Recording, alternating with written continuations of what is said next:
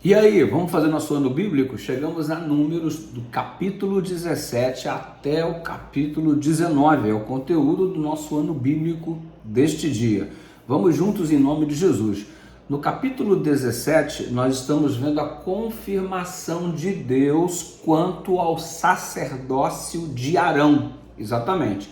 Você sabe que Arão se envolveu em alguns problemas.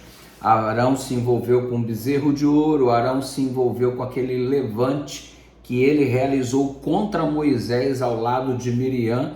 Enfim, toda essa problemática recebeu a reprovação divina e Deus deu a Arão a oportunidade dele se arrepender, o perdão foi concedido e agora precisava diante do povo uma confirmação da aceitação do Senhor em relação a este sacerdócio, o sacerdócio de Arão e de toda a sua família. Então, quando você percebe o bordão do Arão florescendo e produzindo, além de flores, também amêndoas, você percebe Deus confirmando o sacerdócio de Arão, confirmando que ele foi perdoado, confirmando que sua ministração é aceitada pelos céus.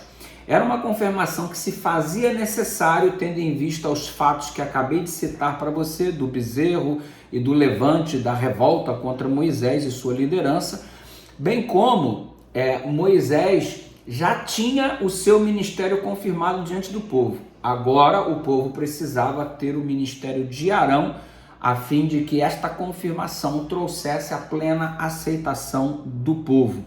Arão é um perfeito exemplo da graça de Deus, como Deus o perdoou, como Deus deu a ele uma segunda chance, como tem perdoado a cada um de nós e dado a cada um de nós uma nova chance.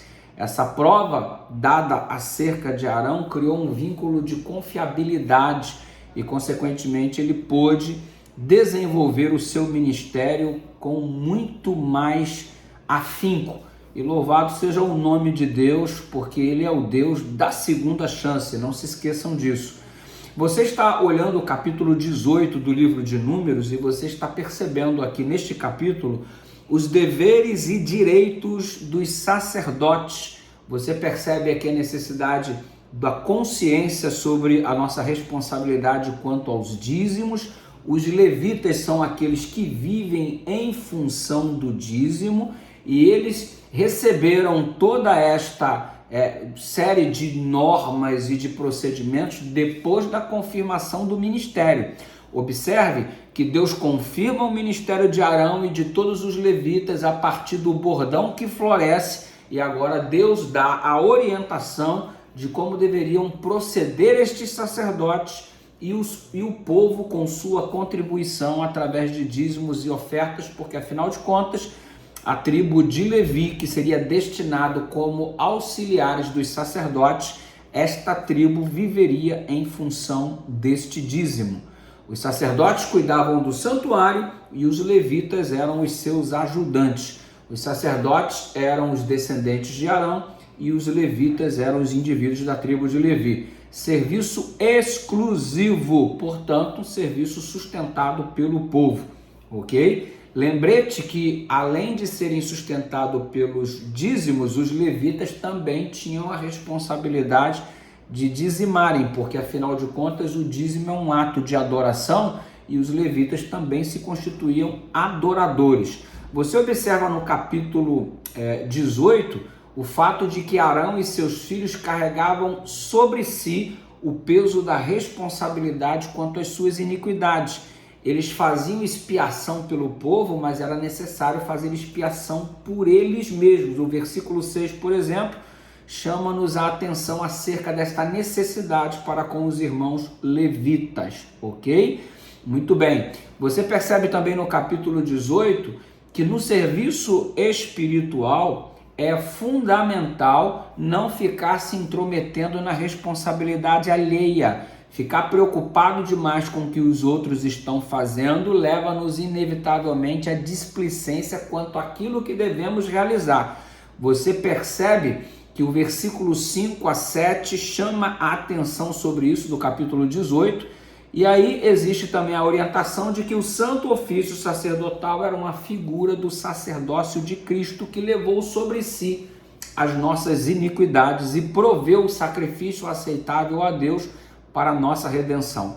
Tudo aquilo que os sacerdotes desenvolviam, na verdade, era a figura do que Cristo estaria realizando como nosso real, verdadeiro sumo sacerdote. Os sacerdotes de Israel eram apenas uma representação do ministério de Jesus, o que ele fez e faz pela humanidade caída.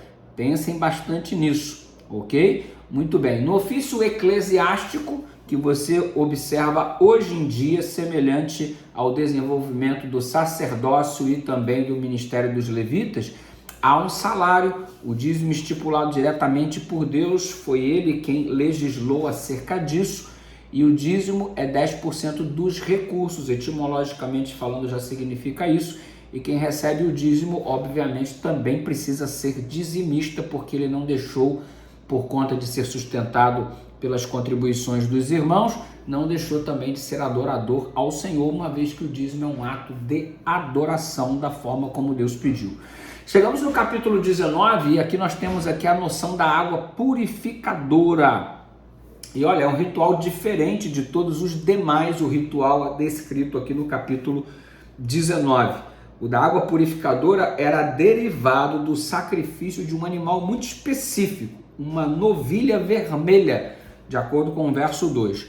Como todos os demais, incluíam procedimentos específicos a serem realizados e tinham o objetivo, como o próprio nome diz, de purificar. Por isso, águas purificadoras. Ok? No deserto, você sabe, necessidade de higiene, o contato com os mortos que tornavam os indivíduos imundos. E a limpeza não era simplesmente cerimonial, era uma limpeza física, literal também. E tudo isso simbolizava o sacrifício de Jesus disponível a todo aquele que quer viver uma vida pura.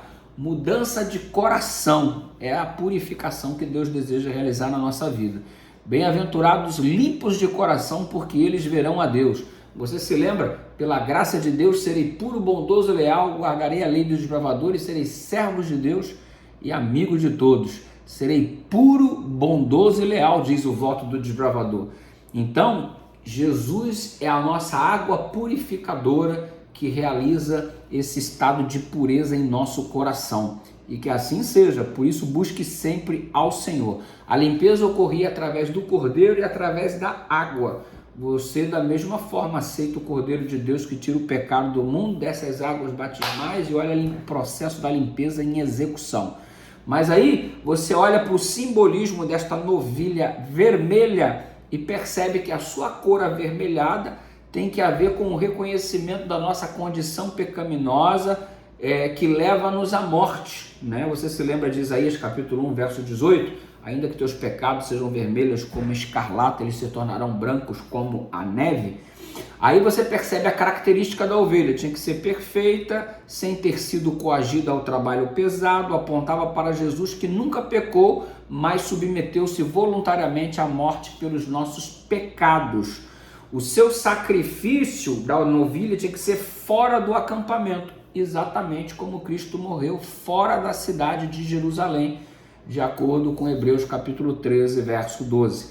Você percebe que o sangue era aspergido 7 vezes na direção do tabernáculo pelo sacerdote vestido de vestes brancas e puras, apontando assim para a ministração de Cristo no céu pelos pecadores após a morte lá no Calvário. As suas cinzas, as cinzas da novilha vermelha, eram utilizadas com água para purificar os impuros por lidarem com a morte de entes queridos. Jesus nos purifica do pecado, dando-nos acesso à vida.